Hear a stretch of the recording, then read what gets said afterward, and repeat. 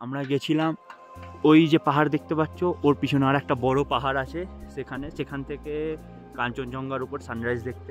চারিদিকেই mountain বরফ দিয়ে ঘেরা, বাট সামনে যে এত সুন্দর ভিউজ থাকবে আমি জানতাম না। ওগুলো দেখলে তুমি পিছনে আমার বাচ্চা, এবার বড়গুলোকে দেখে নাও।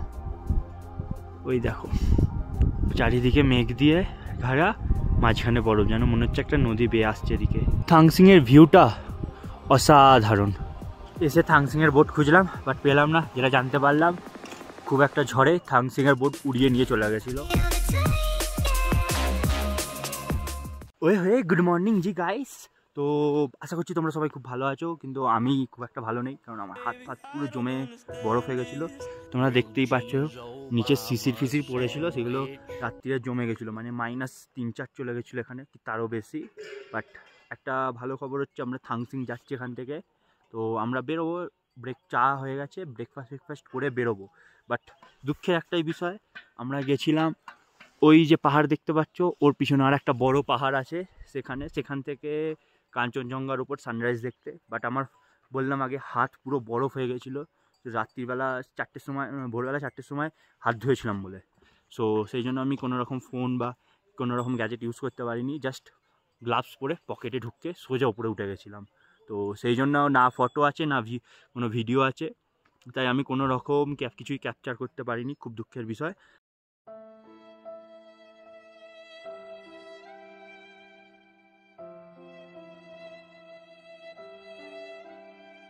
বাট আমার বেশ ভালোই লাগলো দেখতে। আগে আশা করছি আরও ভালো দেখতে পাবো। তো চলো, থাংসিং যাওয়ার জন্য তো বেরোতে তো হবে, বাট ব্রেকফাস্ট করতে হবে। হচ্ছে রুটি তরকারি হচ্ছে, সেটা ওরা করবে, খাবো, তারপরে এই ঠান্ডার মধ্যে আবার বেরিয়ে পড়বো। বাট এই যে এইখানে বরফ জমে আছে না, ওপরে আরও বরফ জমে আছে। তো চলো, থাংসিংয়ের রুটে দেখা হচ্ছে বেরিয়ে। তো আমরা জঙ্গি থেকে বেরিয়ে গেলাম থাংসিংয়ের জন্য, রাস্তায় বেরিয়ে পড়েছি, অনেকটাই উঠে এসেছি। বাট পিছনের ভিউটা দেখো, বেশ মাস্ত, পাহাড়গুলো বরফ নিয়ে বোঝা যাচ্ছে। তো আমরা ওপরে উঠেই চলেছি, আর এখনও আরও অনেকজন উঠে গেছে ওপরে। তো ওদেরকে ধরার চেষ্টা করছি, কিন্তু পারবো না। তো চলো, আগে দেখা হচ্ছে।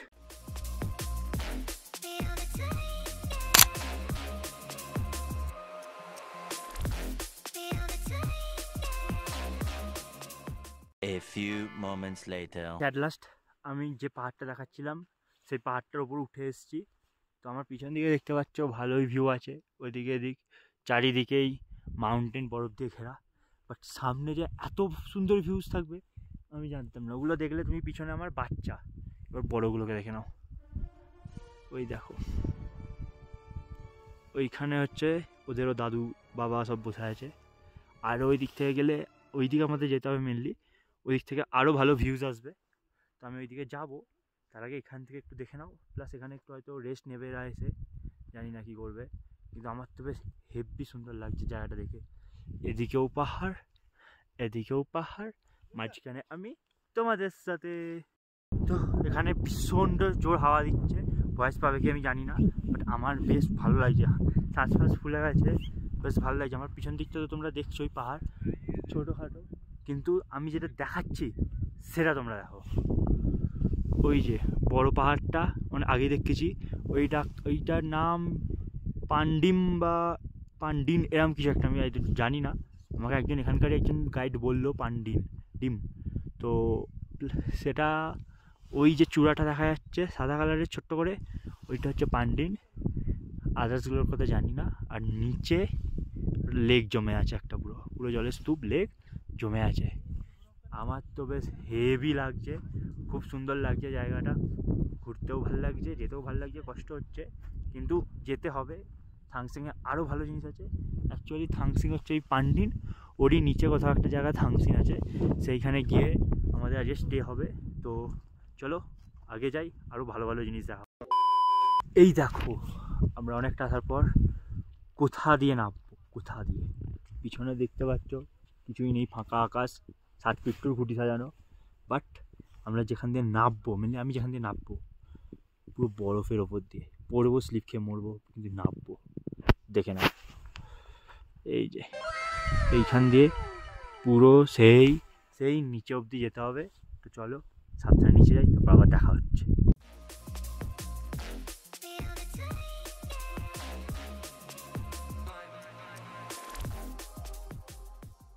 অনেক মেহনত করার পর অ্যাট লাস্ট এটা টপে পৌঁছেছি আমরা।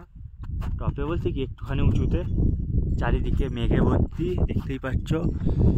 বাট আমি যে জিনিসটা দেখাচ্ছি সেই জিনিসটা দেখো, মন প্রাণ জুড়ে ভরে যাবে পুরো।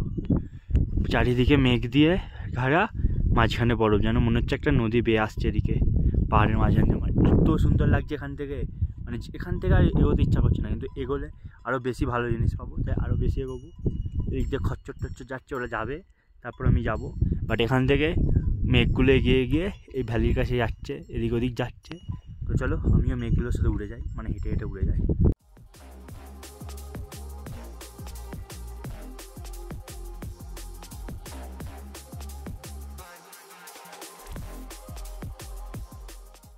One eternity later. At last অনেক কষ্ট করে থাংসিংয়ের কাছাকাছি, মানে পৌঁছায়নি এখনো থাংসিং, বাট কাছাকাছি পৌঁছেছি একটা। তোমরা আমার পিছনে পাহাড় পর্বত নদী হ্যানা ত্যানা পাহাড়, এই মানে পাথর জুতো সব কিছু দেখতে পাবে, আমাকেও দেখতে হবে। কিন্তু এই যে এই ভিউগুলোর জন্যই এসেছিলাম, কিন্তু ওই দেখো কারা ক্যাম্প খাটতেছে, ওটাই হচ্ছে থাংসিং। এই দিকটা করে থাংসিংটা আছে। তো থাংসিং পৌঁছাবো আর কতক্ষণ, 10-15 মিনিট, তার মধ্যে থাংসিং পৌঁছে যাবো আমরা সবাই বলতে আমি একা এখানে আছি, বাকিরা সব পিছনে। কিন্তু প্রবলেম হচ্ছে একটাই, থাংসিং থেকে গোয়েচেলা যাওয়া হবে কি হবে না এখনও কোনো ঠিক নেই। কারণ আমার সাথে যে দুটো পার্টনার ছিল তারা এখন এই রাস্তা পার করে এসে আর থাংসিং যাবে না করছে। সো ওরা যদি না যায়, বেশিরভাগ চান্সই আছে থাংসিং না যাওয়ার, কারণ আমাকে তো আর একা নিয়ে যাবে না। তাও বলে দেখবো, যদি ওরা না যায়, আমাকে যদি একা নিয়ে যায় থাংসিং বলছি গোয়েচেলা যদি একা গোয়েচেলা নিয়ে যায় আমি একাই চলে যাবো। বাট যদি না হয় একান্ত, তাহলে হয়তো গোয়েচেলা হবে না, আবার হতেও পারে যদি ওদের কনভিন্স করতে পারি। তো দেখা যাক কি হয়। দেখো থাংসিং যাবো বলে আমি হালকা এগিয়েছি, আমি ওয়েট করবো ওদের জন্য। সেসব টিন লাঠি ফাটি সব পড়ে এখানে।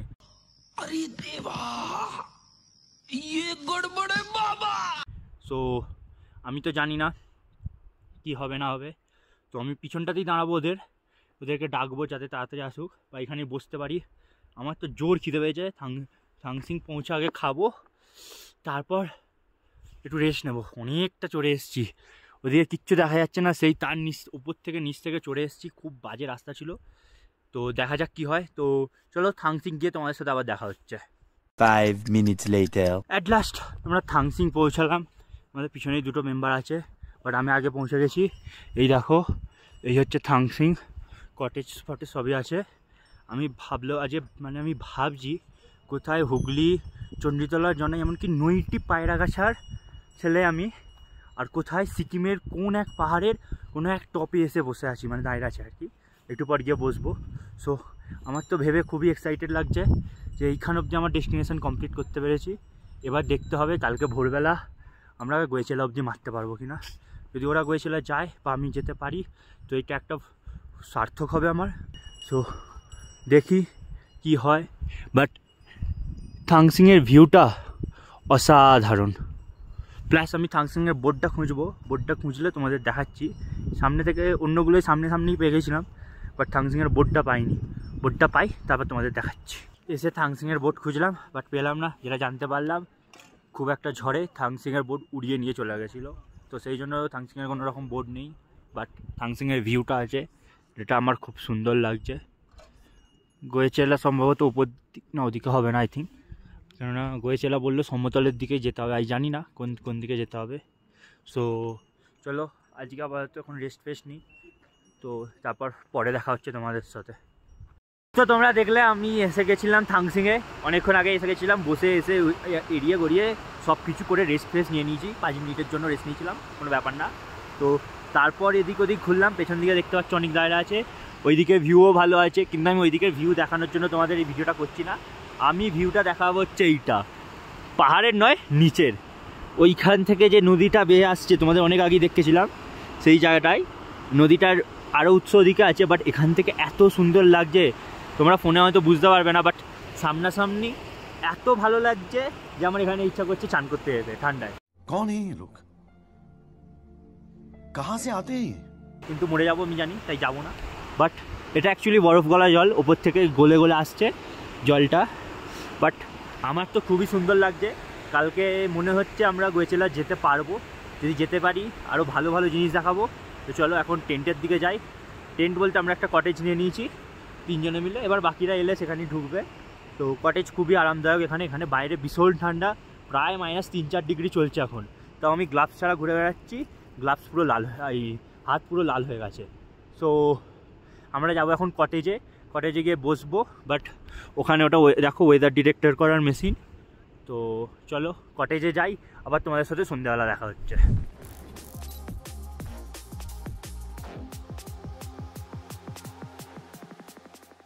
হেমলোজি, আশা করছি তোমরা সবাই খুব ভালো আছো। আমার তো ঠান্ডায় পুরো জমে যাচ্ছে, কিন্তু এখানে হাত পাত পুরো ঠান্ডা হয়ে যাচ্ছে। এখন বাজে প্রায় 8:30 বাজতে যায়। ফাঁকা আকাশের নিচে আমি একটুখানি দাঁড়িয়ে আছি। এরপর আমি সোজা চলে যাবো স্লিপিং ব্যাগে ঘুমোতে। আমাদের ডিনার ফিনার মাস্ট কমপ্লিট হয়ে গেছে। তো এখন প্রায় মাইনাসে চলছে আশা করছি, কেননা যা ঠান্ডা।